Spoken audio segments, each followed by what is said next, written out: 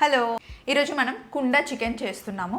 కుండలో చికెన్ చాలా టేస్టీగా ఉంటుంది, ఫాస్ట్గా ఒక స్టెప్లో అయిపోతుంది అండ్ ఆయిల్ చాలా తక్కువ పడుతుంది. టేస్ట్ అయితే అదిరిపోతుంది అనమాట. కుండలో వండేసి అలాగే ఉంచేసుకుంటే సాయంత్రం వరకు మనం తినొచ్చు.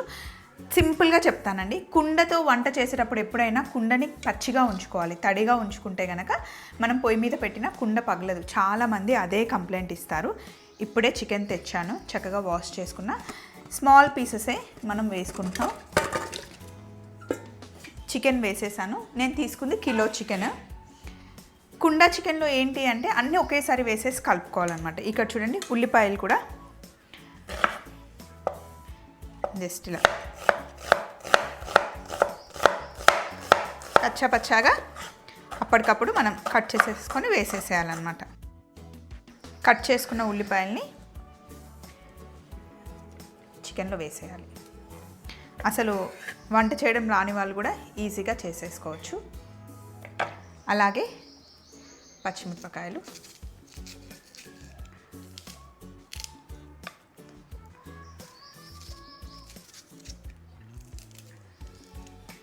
అల్లం వెల్లుల్లి ముద్ద. కిలో చికెన్కి 2 స్పూన్లు వేసాను, టీ స్పూన్స్. అలాగే ఎప్పుడు ఇంట్లో జీలకర్ర పొడి రెడీగా ఉంటుంది. జీలకర్రని మంచిగా వేయించి చేసి పెట్టుకుంటాం అన్నమాట. కాస్త జీలకర్ర పొడి, హోమ్ మేడ్ గరం మసాలా, ధనియాల పొడి, పసుపు.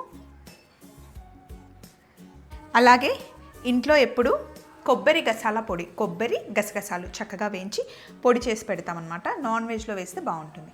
అదొక 2 టేబుల్ స్పూన్లంతా వేసేసుకోండి. మంచి గ్రేవీ వస్తుంది, టేస్ట్ చాలా బాగుంటుంది. అలాగే చికెన్కి సరిపడా ఉప్పు,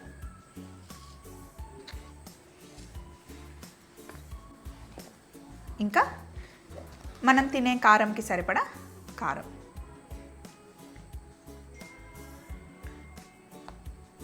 మళ్ళీ కమ్మటి పెరుగు ఒక 2 స్పూన్లు వేసుకోండి.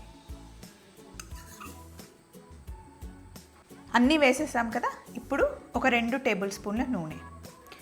మనం కేజీ చికెన్ ఉండాలంటే మామూలుగా అయితే ఈ నూనె సరిపోదు, బట్ కుండ చికెన్లో సరిపోతుంది.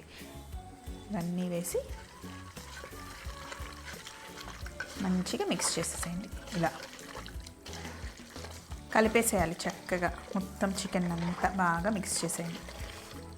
ఇలా కలిపి ఒక అరగంట గంట వదిలేస్తే ఇంక బాగుంటుందన్నమాట.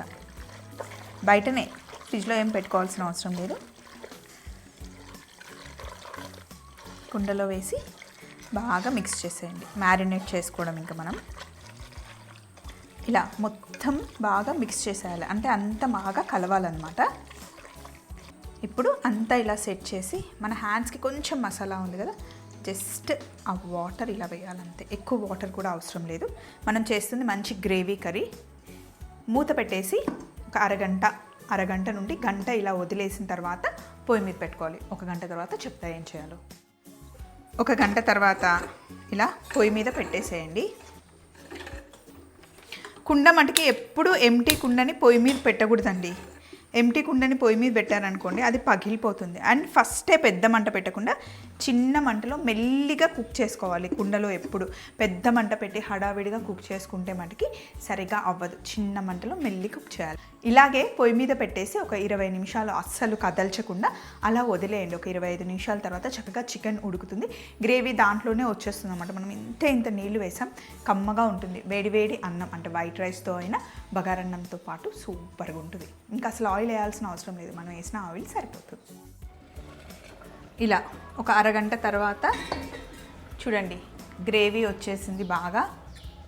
ఇప్పుడు దీన్ని మనం మిక్స్ చేసుకోవాలి. కొంచెం మీకు ఇంత గ్రేవీ వద్దనుకుంటే మూత తీసేసి కుక్ చేసుకొని దగ్గరగా వచ్చేంత వరకు ఉంచుకోండి. లేదా ఇలా గ్రేవీ కావాలి అనుకుంటే ఇంక స్టవ్ ఆఫ్ చేసేయడమే. ఇప్పుడు నేను స్టవ్ ఆఫ్ చేసేస్తున్నాను. అయినా కూడా అలా ఉడుకుతూనే ఉంటుంది. ఎందుకు అంటే కుండలో వేడి చాలాసేపటి వరకు ఉంటుందండి. సింపుల్గా కుండ కర్రీ చేసేసుకున్నాం మనం.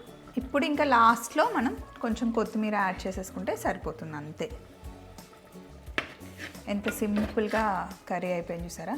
టేస్ట్ కూడా చాలా బాగుంటుంది. ఇలాంటి సింపుల్ రెసిపీతో మళ్ళీ కలుసుకుందాం. Take care, bye.